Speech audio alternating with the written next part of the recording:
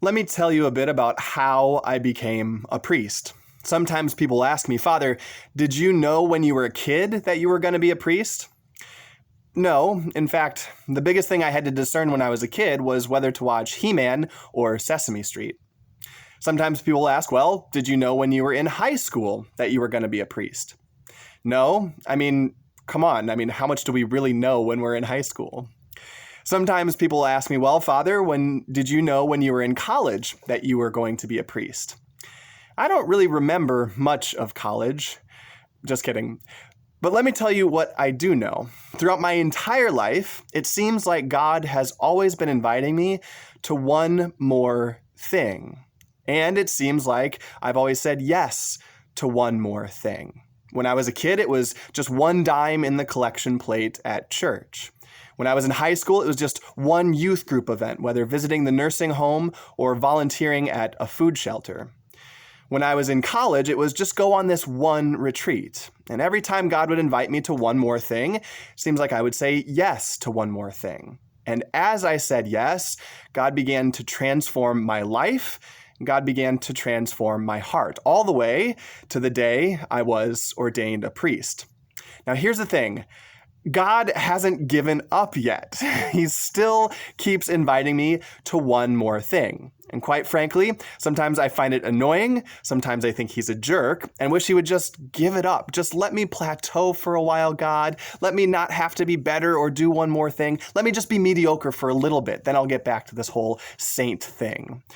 But God won't give up. Why? Because he loves me.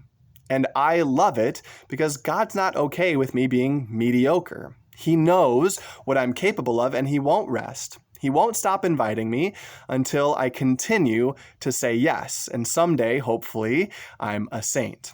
So here's the thing. Because I love you, I'm going to do the same thing and invite you, or maybe even push you, as God sometimes does, to consider one more thing. As we begin this new year, consider how you might give one more thing. Perhaps it's giving a little bit of extra time in prayer, stopping by STA for Eucharistic adoration or evening prayer during the week. Perhaps it's giving just one extra $100 bill in the collection plate at Mass. Just kidding. Perhaps it's volunteering in some way. Truth be told, even more difficult than giving money is probably giving our time. Consider how you might give one more hour a week to make a difference and a positive impact in our community, in our parish, or in our city. Quite frankly, I don't care what you do. What I do care about is you, that you are always growing, that you are always willing to consider one more thing and consider what you are capable of. Why? Because like God, I'm not okay with you being mediocre. I look at our STA parish family and I see great potential, what we are capable of, the impact that we can have. And so like God, I'm not going to give up on you. I'm not going to stop inviting. This probably won't be the last time I ask you to consider one more thing.